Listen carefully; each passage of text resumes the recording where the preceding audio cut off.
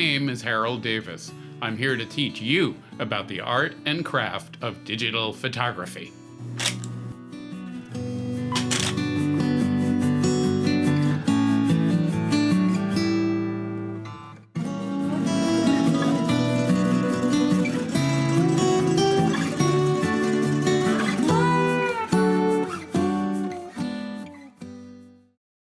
Harold Davis is a best-selling author of many books, including his latest, Creative Garden Photography from Rocky Nook, which can now be pre-ordered. Harold is the developer of a unique technique for photographing flowers for transparency, the creator of multi-raw processing and hand HDR processing. He is a Moab Master and a Zeiss Ambassador, and Harold is an internationally known photographer and sought-after workshop leader. His website is digitalfieldguide.com. I'm going to hand it over to Harold now and see if he's ready to stay creative in tough times. Hey, Harold, you there? Hi, Phyllis. And thank you for that lovely introduction, and thank everybody for being here and all the wonderful chat. So before I get started on my presentation, I have, I think, three things on my mind that I want to lay out there and get up front.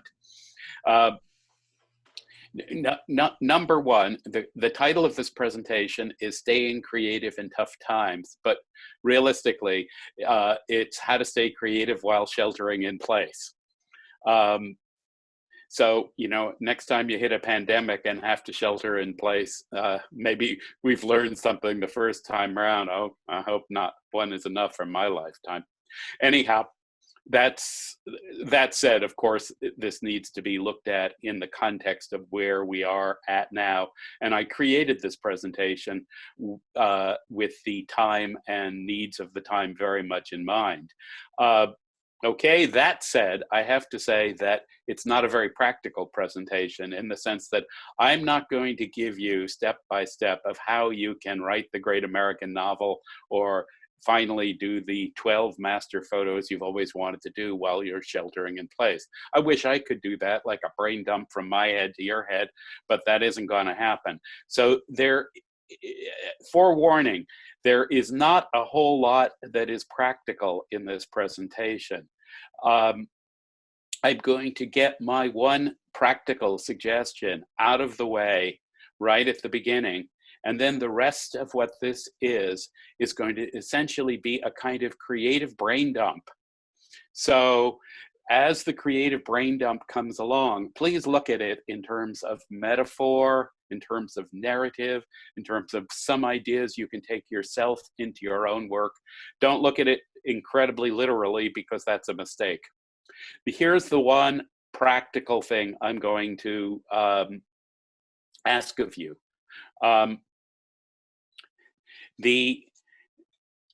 What I find is that we have a chance essentially to have our own self-motivated artist in residence program. I mean, think of sheltering in place instead of that as artist in residence. So if you want to be an artist in residence somewhere, typically what you have to do is create a proposal, an idea for what you're going to do. So my big number one takeaway is find something that you've not had the time for, something creative. Tell people this webinar is a good place to put it in the chat box, as I think Phyllis said. Tell it what it is, and maybe you'll find people who will help support you in it, and use this time to do your project. This is a sheltering in place artist in residence program. I'll tell you my goals. I wanted to finish the book that Phyllis and I are working on, Creative Garden Photography, and we're almost there at this point, 99.5% done. We still have to write the index. That is not the most fun part, let me tell you. I wanted also to learn how to create instructional videos, from the live filming to the screencasting to the business part of it to the editing, the whole thing. Because, you know, I've done these instructional videos for a number of big companies, and it's always an interesting experience, but it's time for me to to put on my big boy pants and do it for myself. So that was my project for this sheltering in place. I think I still have a way to go on it, but it's a great project. Suggestion for people out there, learn Photoshop. I hear from lots of people, I've never had enough time to learn Photoshop. I want to learn Photoshop. Well, good. Your personal artist in residence program for learning Photoshop. Another possibility is learn to print. Printmaking is a great skill. It's a wonderful complementary skill to the skill set of being a photographer. Many of us have printers in our closets that we haven't really learned to use.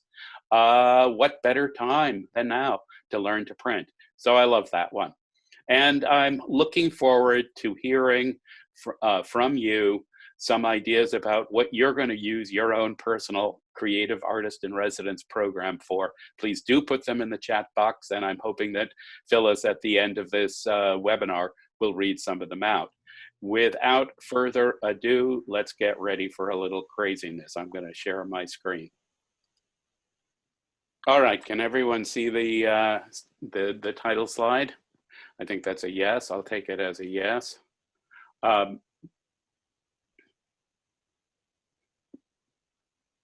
And staying creative in pandemic times.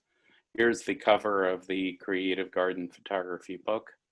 And here's the cover of our last book, Creative Black and White, 2nd edition. Very pleased with both books. And printmaking. So I promised nothing much practical. Well, here's some of the printmaking we've done. This is Phyllis's hands in gloves holding one of the pull-out prints from a handmade artist book we made. And here I am signing a limited edition, okay? And let's get started on the real thing. Photography as applied design. You know, a photograph is a piece of applied design. You're looking at an image that's within a frame. It's a two-dimensional rendition of something that probably was three-dimensional mostly. And so how you put it in the frame, how you do leading lines to go in, go out, this is all applied design. You can take the things that are taught in design schools to somewhat and call them formal composition in a photography school, and you're talking about the same thing. So, design schmuck already.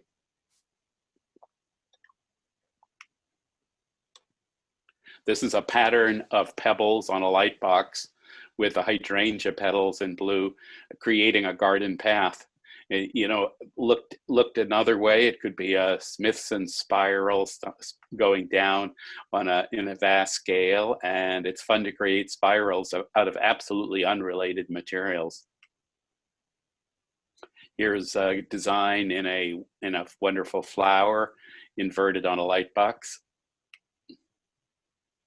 Here's a sunflower captured via both X-ray and light box photography combined.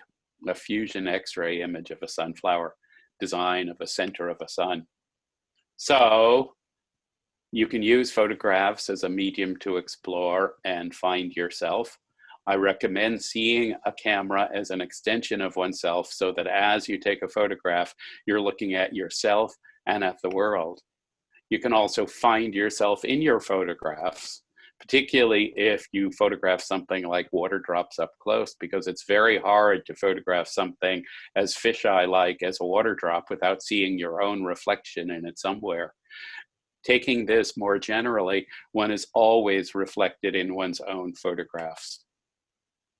And a curved surface like this papaver or poppy pod here is a great design form to put in the center of an image.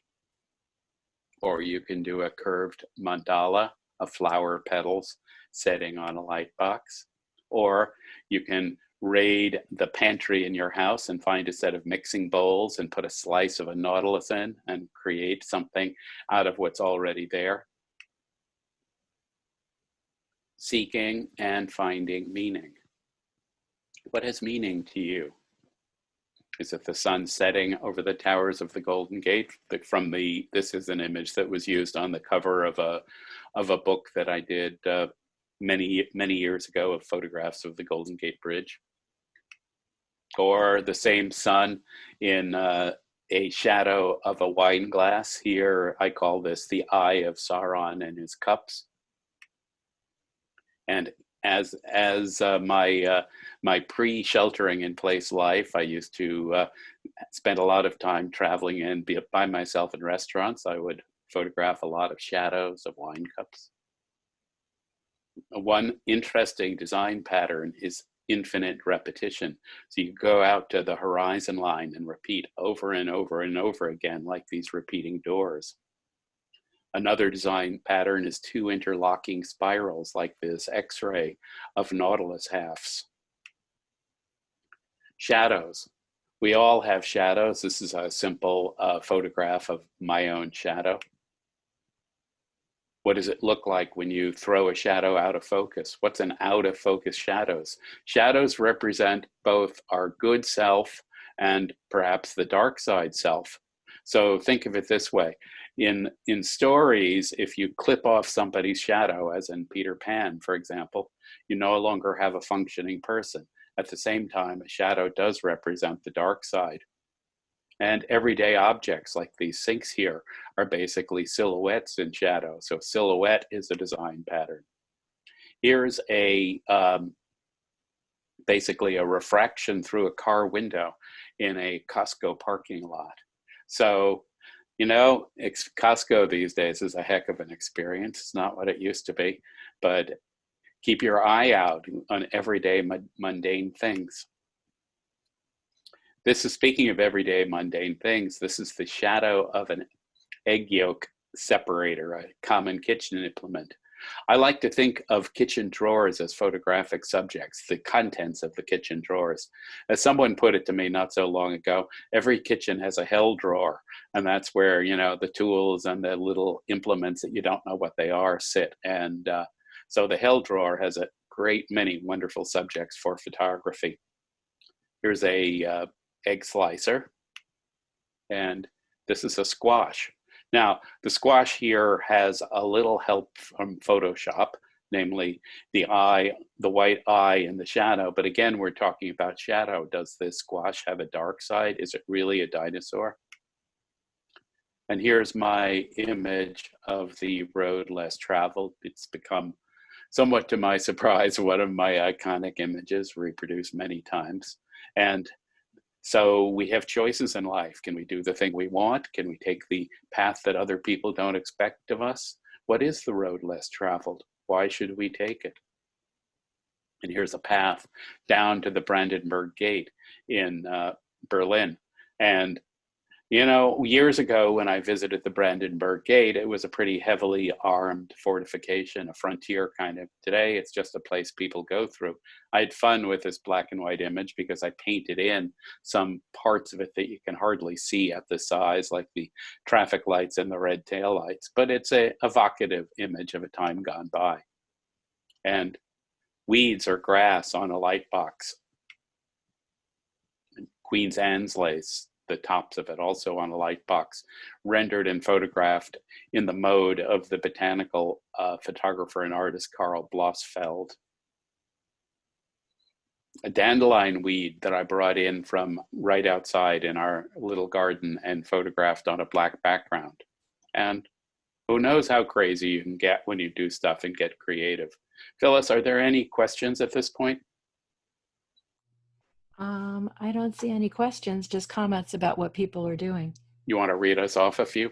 Sure. Barbara says, I'm learning to interview my students on Zoom and then faced with editing I've never done before. A colleague will help in the beginning, but I have to take the training wheels off at some point. And Gail says, my goal during this crazy time is to recapture my love and drive of photography. And Carol says, I have a large video project to edit and I'm finally getting to work on it. Sounds totally cool, all of it. I love it. All right. Making and breaking patterns. So Patterns are great, but it's good to know when to break them. This pattern is broken. It's a triple spiral staircase. To my knowledge, there are only 2 triple spiral stairs in the world. This one's in a convent in Santiago de Compostela in Spain. And the point of a triple spiral really is that the third part of the spiral in a spiral has no functionality whatsoever. If you look carefully toward the top of the spiral, you can see that the third one there is broken. It goes nowhere.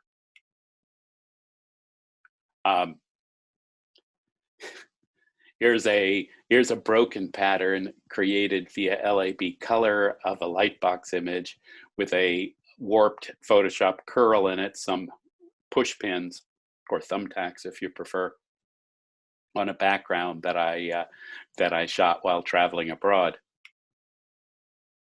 Another pattern broken here in this Gaillardia.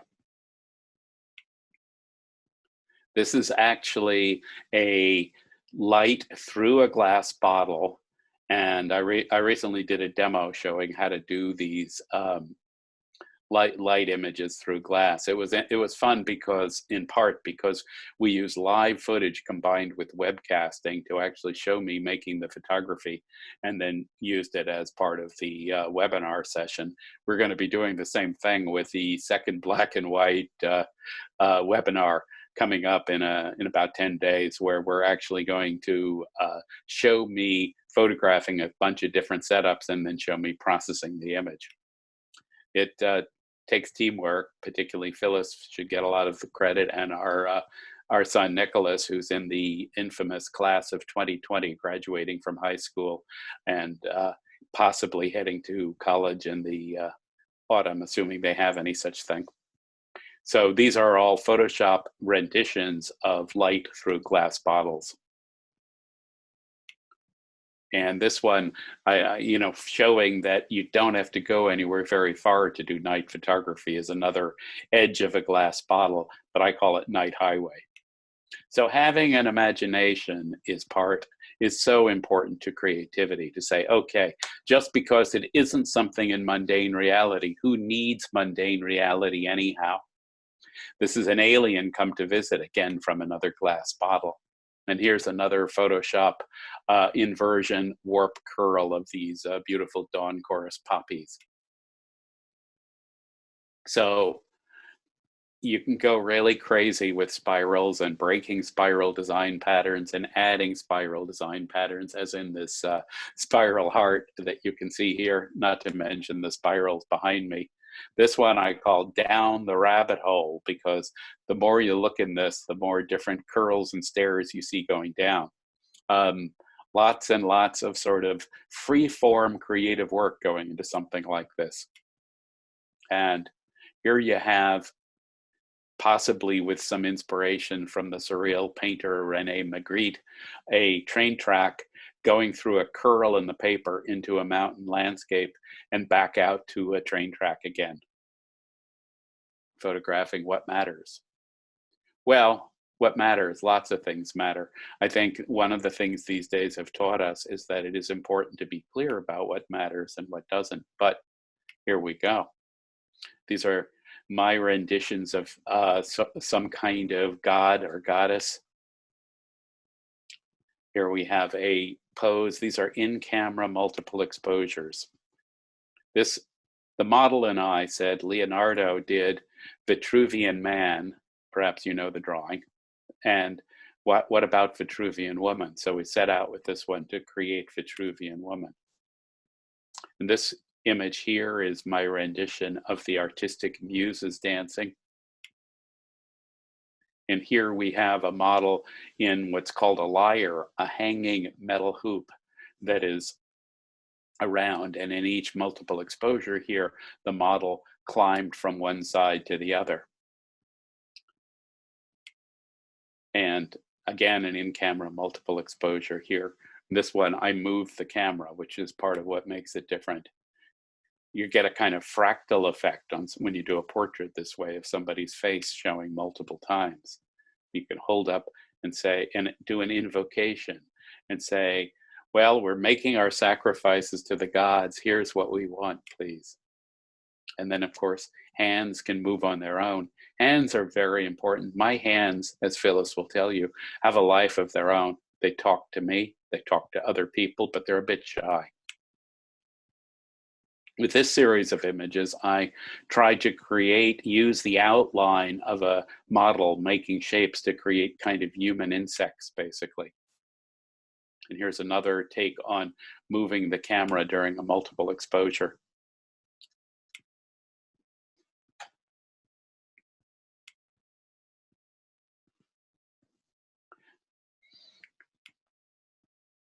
And this is just for fun. Moving towards the light. This is the upper part of Monet's garden in Giverny, France. These are ranunculi and roses captured via X-ray and also light box combined. So with the process that my collaborator, Dr. Julian Kupfka, and I call fusion X-rays. And it's also a starry night with stars in the sky. With this image, I tried on a light box to create an effect like a illuminated manuscript, basically, with the symmetry that you have here. So you could add the concept of symmetry and asymmetry to design patterns, an important part of it. Here you have a straight X-ray of a Canterbury bell, campanula flower. And these two poppies, photographed just the other day, like each other very much, as do these two.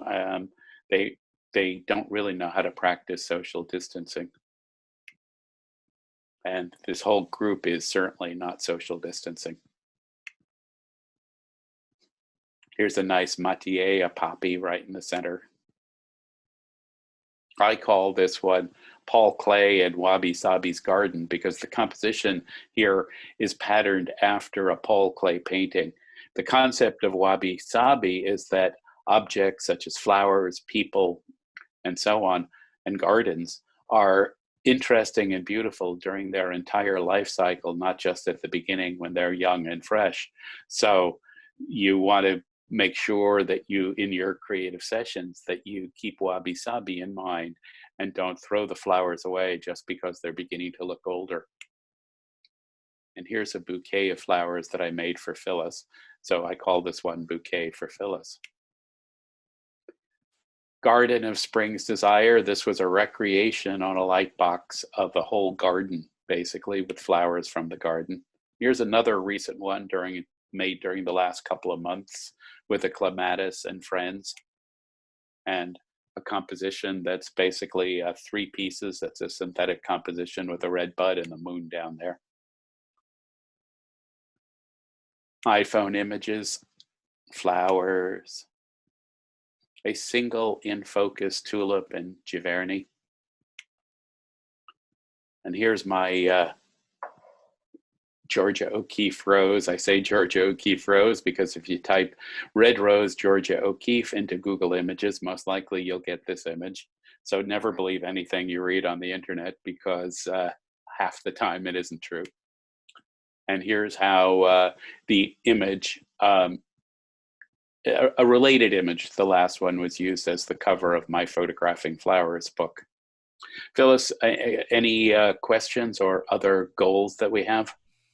Well, we have some more ideas from people. Please. Marilyn says, during your black and white presentation, I immediately took a photo of my drawer of forks, inverted it in Photoshop, and it left me breathless. Now I'm thrilled to take photos in black and white and invert them. Awesome. That's great. I love it. And Francine says, what I am looking for is how to seek to find meaning to motivate me. And how can I be inspired? Well, I mean, there are many answers to that and no answer. I mean, fundamentally, you have to find your own source of inspiration. And I know that's not what anybody wants to hear, but of course it's true. On the other hand, there are tools that can be used. Inspiration to go literary on this is not a tame lion. It doesn't come to you because you ask it to. It comes on its own time. So Phyllis's notion that serendipity is an important part of it is very valid. My book, Achieving Your Potential as a Photographer, has a workbook of exercises to spur and motivate one's own creativity with towards a goal and a project. The workbook can be downloaded from our website and is free. The book itself, you can get wherever you get books, e.g. Amazon. And also, this is some of the kind of things that we're going to be working on in our creativity boot camp, which we have a few places left in, and has 4 sessions starting next month. But it's hard. Sometimes I just feel like sitting there, kicking back, reading a book, having a glass of wine, and there's some combination of letting it come to one as it comes to one and not being hard on oneself, yet also having a motivated goals and metrics and understanding whether one's living up to them. But no one's going to kick you and make you be an artist. That's something you just have to want to do. Any follow-up to that, or should Phyllis, or any more questions? I was just thinking what you said is so true. We need to be kind with ourselves, not be overcritical or pushing ourselves. Just be and relax, take a breath. It's so important. Ron says, I want to learn how to use Instagram and improve my black and white photography. And Holger says, I'm thinking about going through every room in my house and trying to find as many frames as possible. Think of Edward Weston with Excusado, I can't say that, Excusado, the wash bowl, or Pepper 36. Shadows, geometry, still life, objects photographed in an angle so you don't immediately recognize them. Yeah, Holger, great goal. Hi, Holger, how are you doing? It's good to hear from you. Well, these are all great goals. Find some goals, write your top 5 down. Pick 1 or 2. Break it up into subtasks. Be very organized about this. I mean, art works both from feeling and from organization, just like photography is a craft which has numerical, quantitative, technical, machine aspects, but also works best when it's about feelings and emotions. So to achieve any of these things during our sheltering artist residencies in place, we need to access both sides of ourselves. This one is a inverted lightbox composition of jade flowers around a clematis in a center. Someone said to me, it looks like a piece of Bulgarian folk art. Well, that's fine. I had a ton of fun doing it. It probably took several days to set it up in place and just about as long to process it. When looked at from a distance as a thumbnail, this image of Central Park South in New York looks almost like a curtain rather than a landscape. It's a night photograph. It is the way the world used to be. You wouldn't see anything like this right now with the lights. And curtains are a great thing to go to. Wherever I go, whether I'm at home or abroad, I tend to spend some time photographing curtains. So I've got a collection of curtain photos. And usually they are just about curtains where I am. There's no real manipulation in these. This is a sheet or a sort of thing that we have over one of the rooms upstairs in our house, the room where we used to keep the kids when they were little, near our bedroom. And here's a curtain that I encountered a couple of years ago while walking along the Camino de Santiago in Spain. This one's our dining room curtains, photographed the other day. Here's a curtain, I think, in Italy, nice hotel room. Oh, lots of curtains. So sometimes images can be very, very simple. This is just right outside the front garden gate, looking up at the sky with 2 power lines bisecting it. But, it's not really clear when you look at it at a glance. Maybe it's a reflection. Simple images. Here's another simple image. Light coming through a window on a blank wall. Nothing much else. I think this one's a pretty good emblem for sheltering in place. You see the sunlight and the world out there, but inside it's all shadows on the wall, like Plato's cave. And what about a portrait of someone? Ah! Or another portrait. You know, things can, I don't know where the camels came from. This was a carnival mask in Venice. And somehow, I don't know why hotel lobbies tend to have these things like this in Europe, but they do. Don't ask me, don't look at me.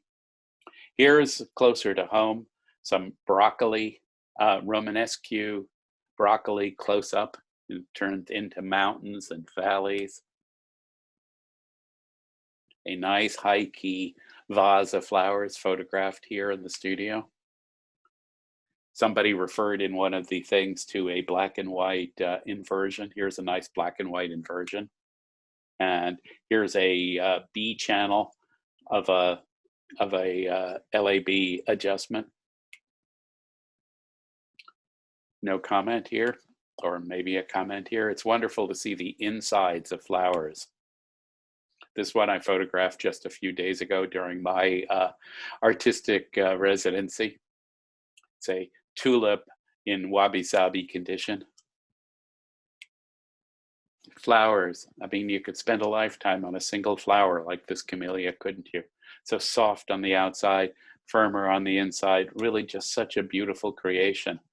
You could also spend a lifetime playing with LAB channel inversions. And if you missed our webinars on that, I think they've both been posted. Certainly the first one's been posted on our YouTube channel.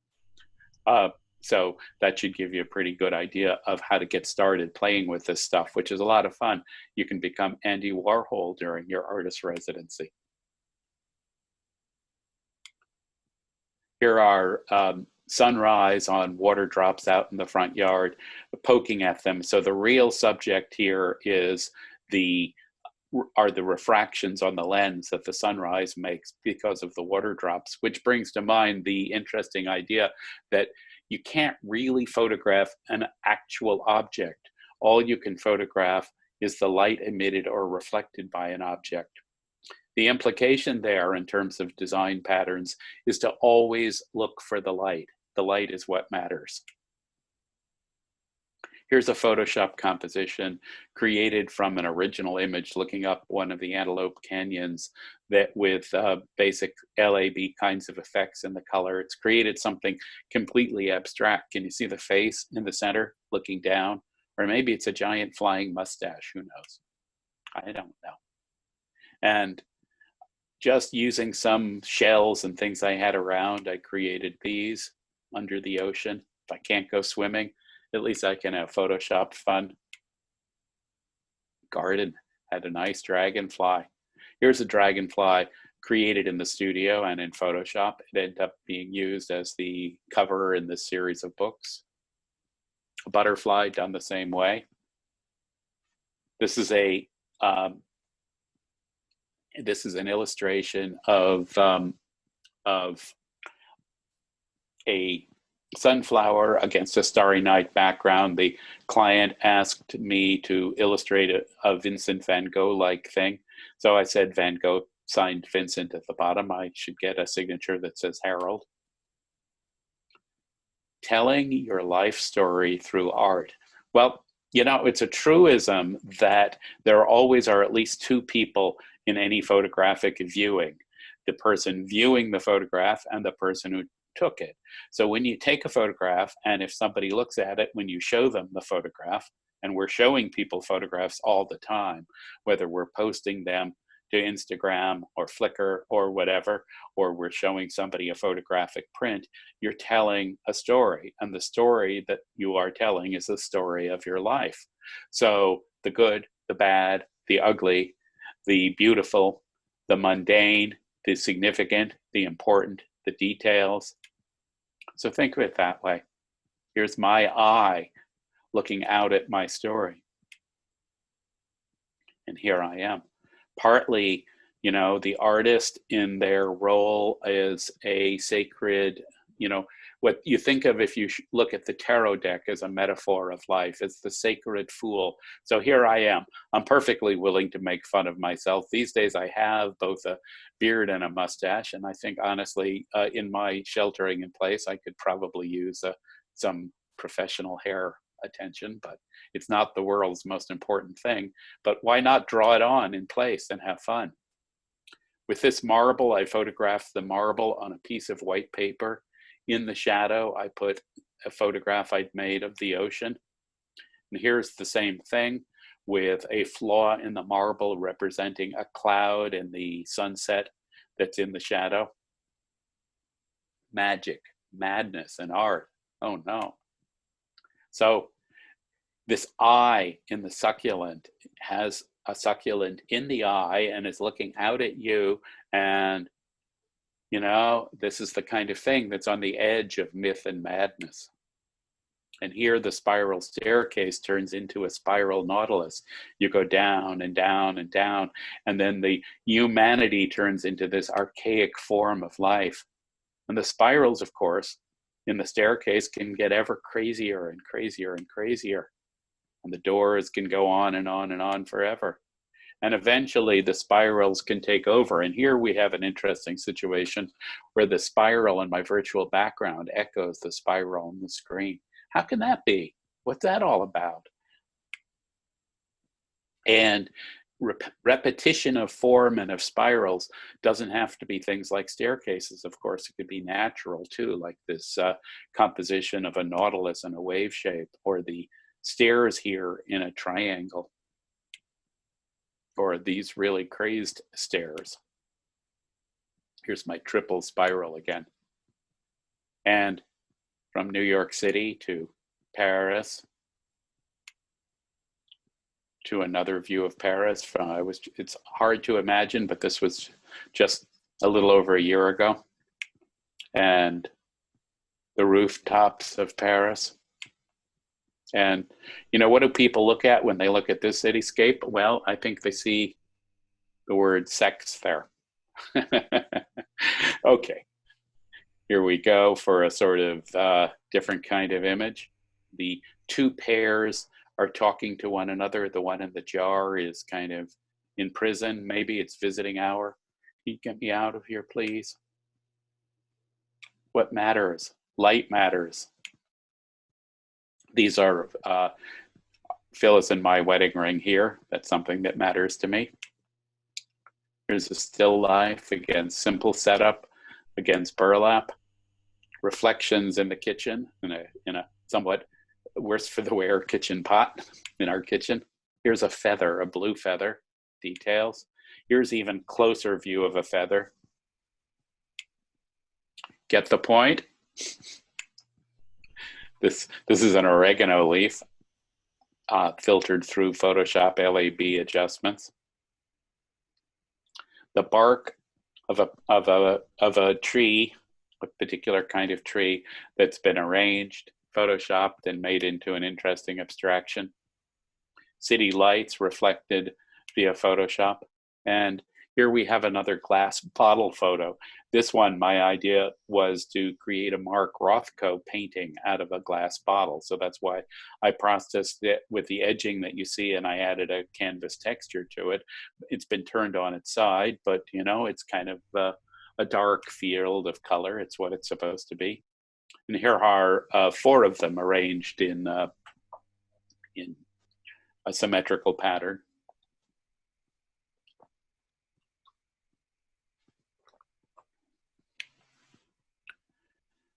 Creative destruction. You don't have creation without destruction. Destruction is the flip side of creation, and destruction gives you the opportunity to be creative, and vice versa. In one answer to the question of how do I find inspiration, how do I access the parts of me that I want to have do a creative project while I'm here and I have the time, is to be aware that part of that always involves destruction. So it's very hard for those of us who wish to think of ourselves as good people to fully understand that within every person there is a dark seed too, and that part of fully being creative is to be in touch with that little seed of destruction as well as the impulse to make things. Yeah, so sometimes you see a flower in somebody's eye, and possibly it can turn into something that isn't quite so nice, just like that. I have very mixed feelings myself about cathedrals, but here's a cathedral ceiling. Without darkness, there is no light.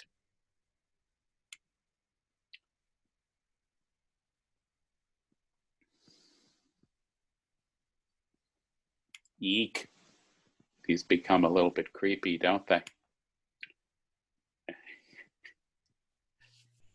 This one's another marble photo composition here, but this time I have other things in it. Managing myth and metaphor. So all art that's worth talking about has some references to myth and metaphor. Originally, when we as humanity were making wall paintings on the walls of Lascaux and telling Homeric ballads that we remembered by memory and things like that. Myth and metaphor were what really mattered, and what they still are what really resonate with us. Here's surface skim ice photographed just a few months ago in Yosemite. The old trains on the sidings in a dust storm.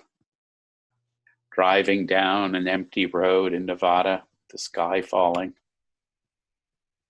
Actually, I just processed this yesterday. This is an eye in Tower Arch that I photographed back in mid-February when we had freedom of the earth. But here it is. It's an eye looking out at you.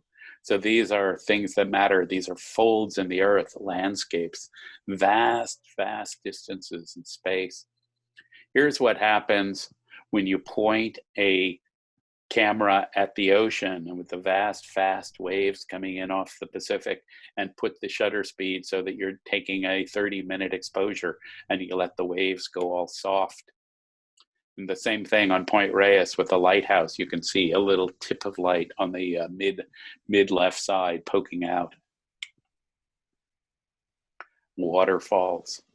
As the exposures get long and you go towards sunset on a near winter day.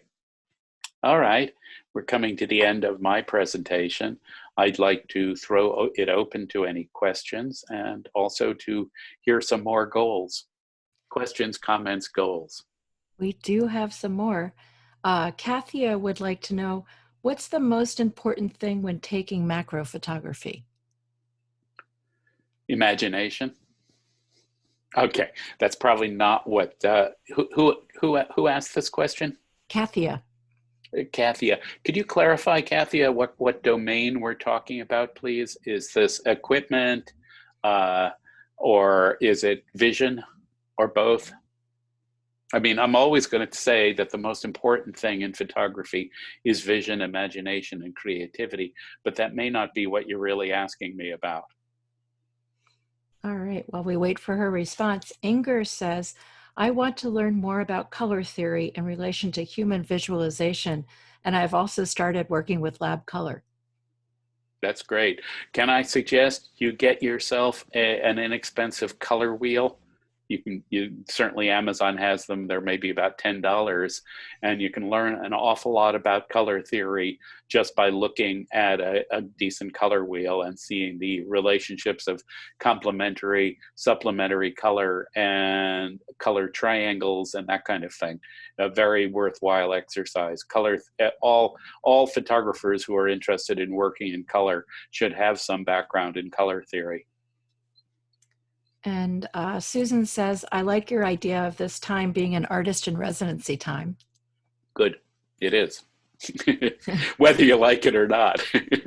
But yes, I think it's a great way to look at it. I mean, you have to take the bitter with the sweet, and the sweet with the bitter. And, for me, staying here, look, in the alternative universe where the pandemic was contained, At this point, I would be walking on the Camino de Santiago in Galicia, Spain.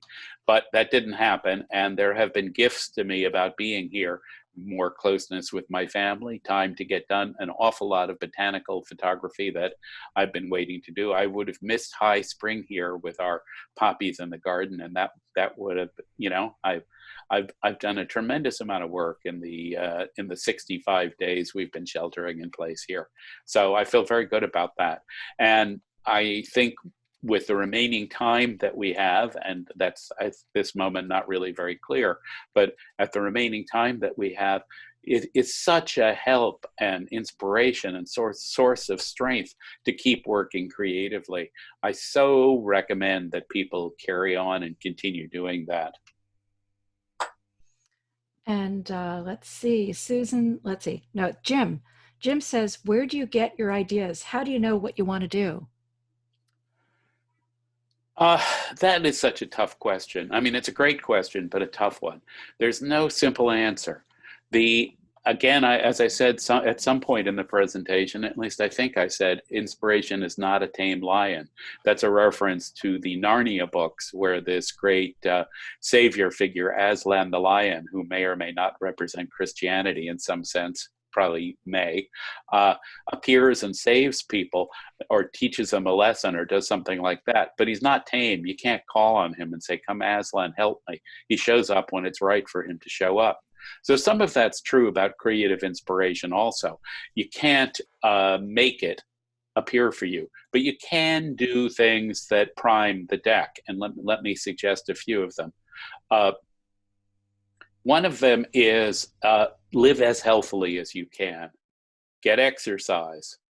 Don't beat yourself up. Be kind to yourself. Very, very important in these days to be kind to oneself.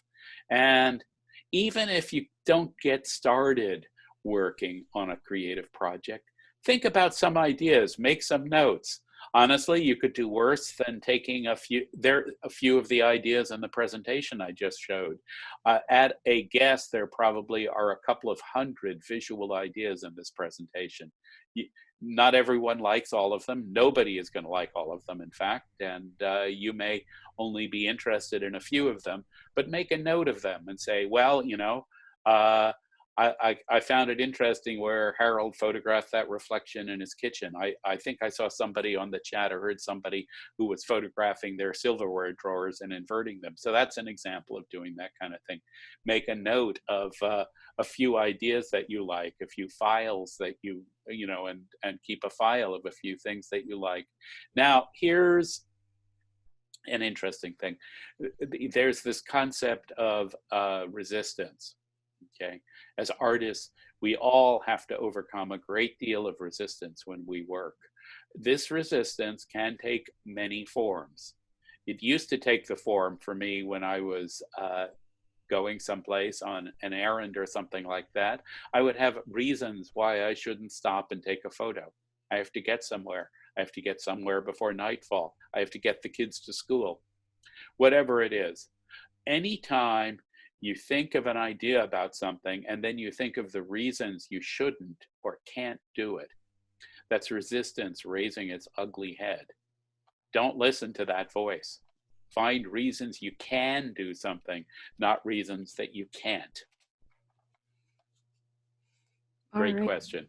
And to follow up with Kathia and her macro question, she says, how did you make your beautiful red rose macro photography? I used a telephoto macro lens, and the point of having a telephoto macro lens is that lets you take close-up photos without getting your own shadows in the photo. Okay, if you got as close to the rose as that image was with a regular lens, you would have your shadow and the shadow of the camera in it. I put it on our front porch and lit it with natural sunlight and went to town. I had fun. There wasn't anything too special about the making of that photo other than seeing the pattern of light on the petals of the rose. So what I would really recommend is teaching yourself to learn to see the patterns of light. Look for the patterns of light, not for the object itself. And Sarah says, I love the freedom and creativity I've experienced in playing with my compositions on my light box.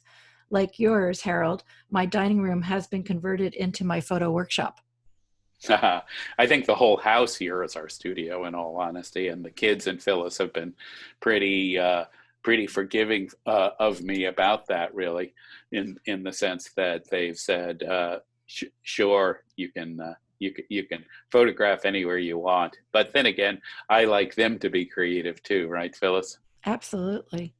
And Barbara says, the person who asked about motivation, I actually found myself exhausted from a prolonged period of demands. I consciously chose to start listening as much as Harold had to offer at a modest investment of dollars and time to see if my muse would return, and it has started to work. That's great. That's really great. I really like hearing that. I also saw a reference in going by in the chat to this book, The War of Art by Stephen Pressfield. It's a great, it's a great, what's the word, resource for how to overcome resistance. There's some parts of this book that won't speak to everybody, but if you're dealing with the concept and the reality of resisting being creative, it's a good thing to look into. And Ron has a question. The ocean photos that were smoothed, were they 30-minute single exposures or stacked? These ocean photos were all single exposures.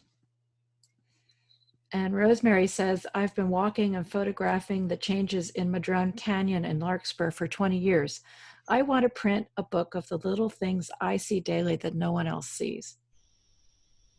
Ah, what a great goal. What a wonderful, wonderful goal. And Ronnie says his goal is to get up close and personal with my Lens Baby SOL 45. Not another nice goal. In fact, to say, okay, I'm only going to use one piece of photo gear and see what happens with it, even taking it further, one piece of photo gear at one aperture using aperture priority metering or something, not change anything, maybe even not changing the focus point, and see what you can do with that, can be very freeing to have limits on what you do. So the world isn't this infinite creative scoop, but something where with very defined kinds of things. So in answer to one of the earlier questions of how do I jumpstart my own creativity, sometimes I say, well, I have this lens and I'm going to just use it today, or today I'm going to photograph something red. So self-assignments are great. Jackie says, telling your life story through art and photography. Nice concept. How do you get started? You start at the beginning. Now perhaps we can begin.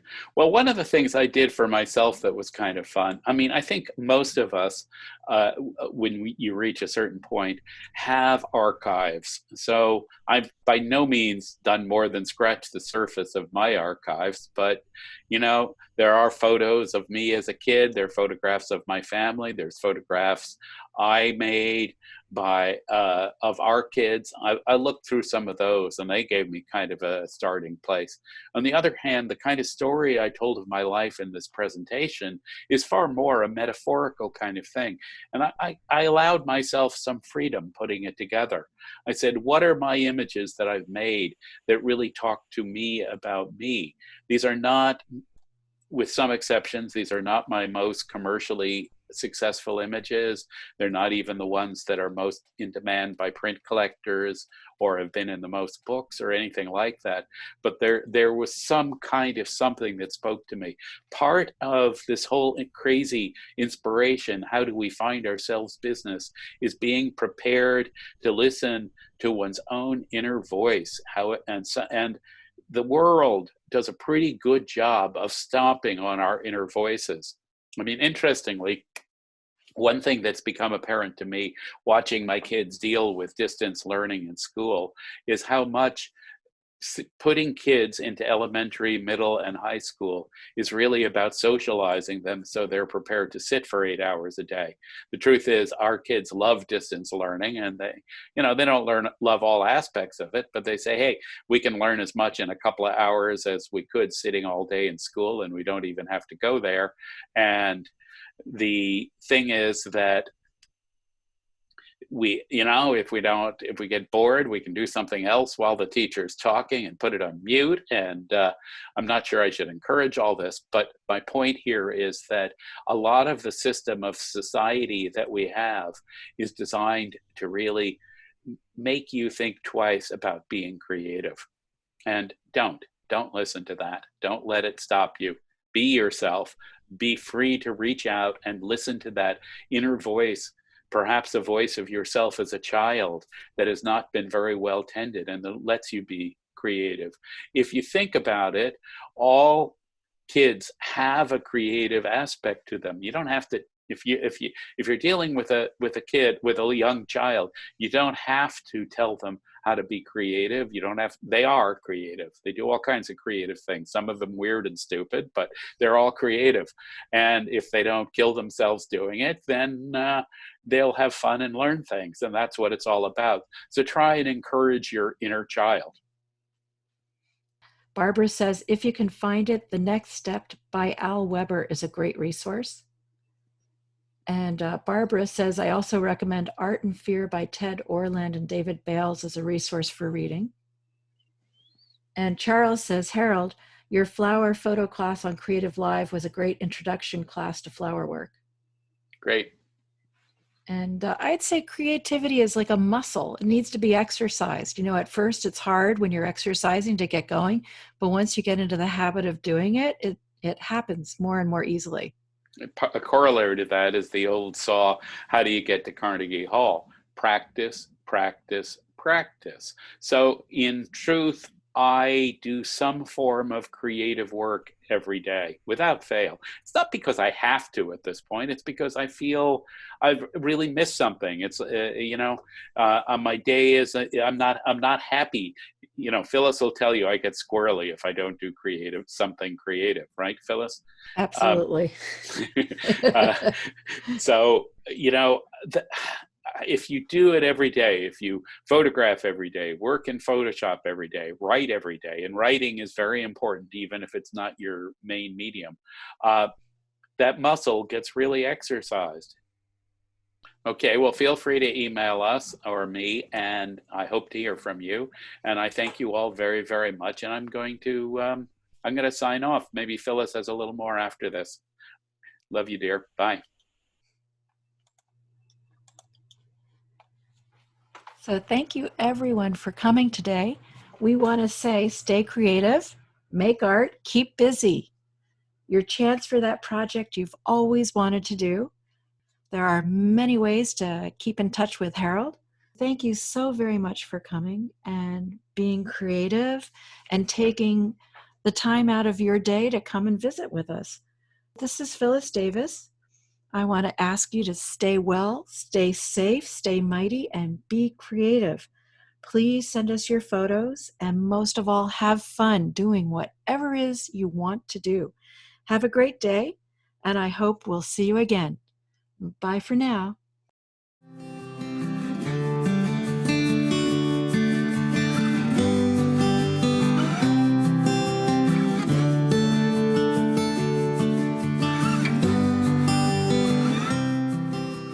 I hope you enjoyed this video and found it informative. Be creative and stay mighty.